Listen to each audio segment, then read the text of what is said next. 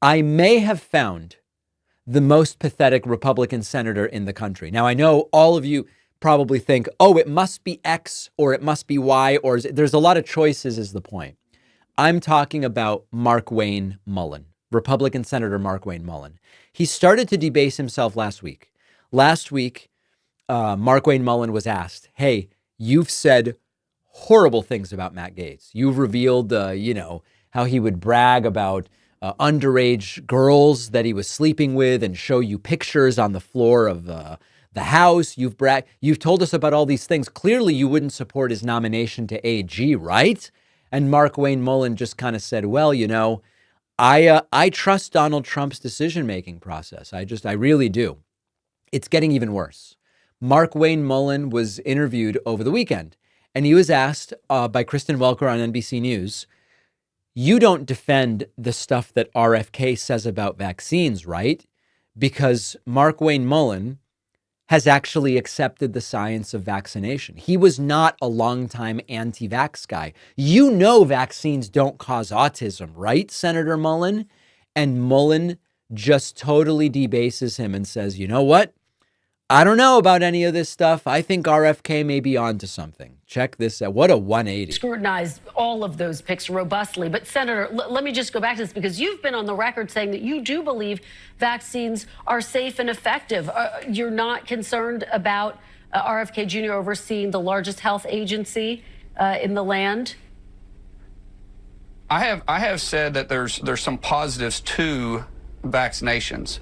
I've also questioned vaccines multiple times, and I think they should be questionized. For instance, why is America highest in autism? Did he just say they should be questionized? I've got to hear that again. Questioned vaccines multiple times, and I think they should be questionized. For instance, why I think he says questionized. Wow. is America highest in autism? But what is causing that? Is it our diet, or is it some of the stuff we're putting in our children's system?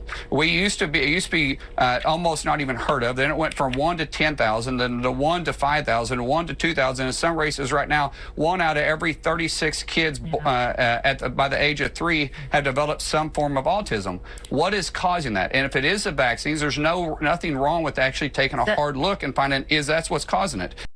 So listen, the United States does not have the highest rate of autism, but also this is a much deeper issue politically. So let's talk about a couple different things. First of all, we've interviewed experts on this. The U.S., you can say a lot of things work well and not well in the American healthcare system. Globally, the U.S. does a very good job screening for autism. There are many more checkpoints at which autism screening can take place. We've gotten better at diagnosis. We are getting increasingly good at identifying what we might call high functioning or low on the spectrum autism, et cetera. That's number one. Number two, the U.S. is also not the highest. Like, depending on where you look, the numbers actually vary hugely. There's one study I looked at which says the U.S. is all the way down at 136th in terms of the autism rate. That's really low. Another study says the U.S. is 6th highest in terms of autism. Regardless, we're not number one. But even if it were true that it is not because of better diagnosis, it's just there's more autism in the United States than anywhere else, it would also not prove that it's vaccines. And also, the U.S. doesn't lead the world in childhood vaccination. If you believe that the vaccines do cause autism, and that's why the U.S. has high autism, if that's true, right? There's all these ifs. It would need to follow that the U.S. is doing more childhood vaccination than other countries, if you want to argue that it's vaccines that cause autism, and that's also not true. If you look at countries like Portugal, the Seychelles, Bhutan, and others, they have way higher vaccination rates for child vaccines than we do in the United States. Why don't they have the higher autism rates? Well, then they would resort to, well, maybe they're not good at diagnosing autism. But that's exactly the point we're making. That seems to be why the U.S. has become more frequently a diagnoser of autism. So like every aspect of it is wrong. Every aspect of it is an unproven if. But let's not even talk about the specific vaccine autism part. Let's talk about Markwayne Mullin. This is what starts to happen when people like Trump come in.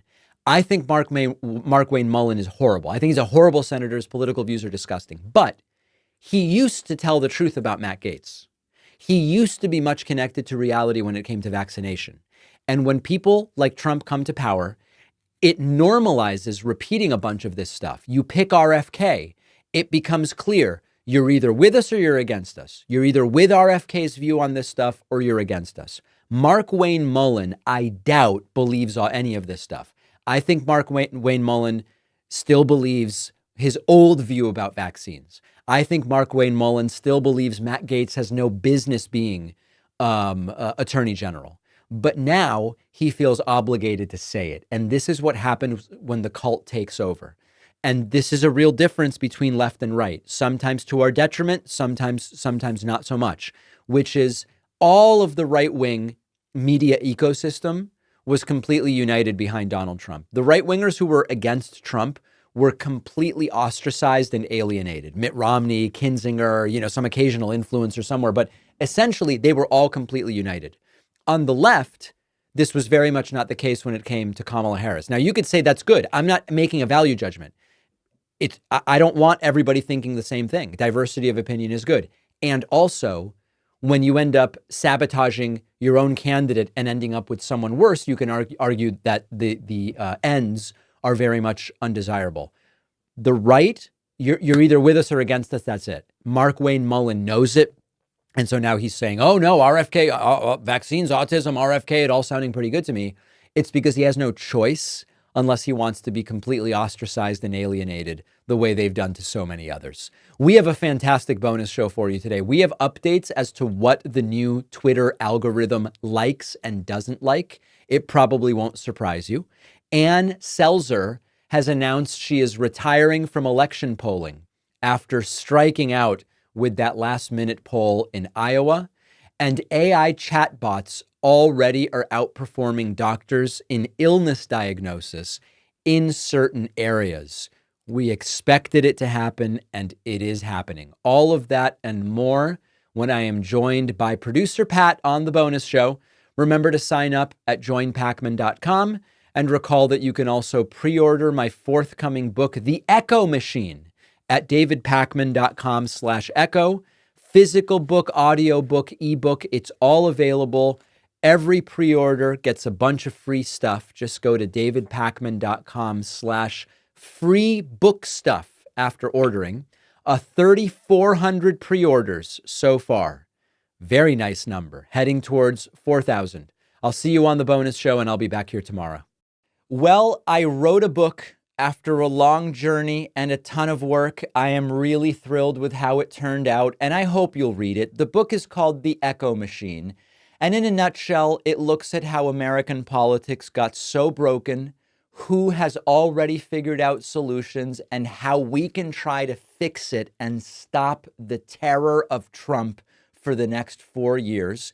With Trump winning this election, The Echo Machine couldn't be more relevant, not only a warning about how we got here, but also about what might be coming and how to prevent the worst outcomes. We've got to stay engaged. We need a plan, and that's what the book is about. There's a belief out there that unless you have corporate media behind you, you can't have a successful political book launch, that it's not possible. I think we can prove that wrong. Order The Echo Machine today at davidpacman.com/echo on Amazon, Barnes & Noble, Audible, Kindle, anywhere that books, ebooks, and audiobooks are sold. You can also call any local bookstore and say, please order me The Echo Machine by David Pacman. Wherever you get the book, you'll get the free pre-order perks, including the signed book plate. Head to davidpacman.com/free book stuff after ordering.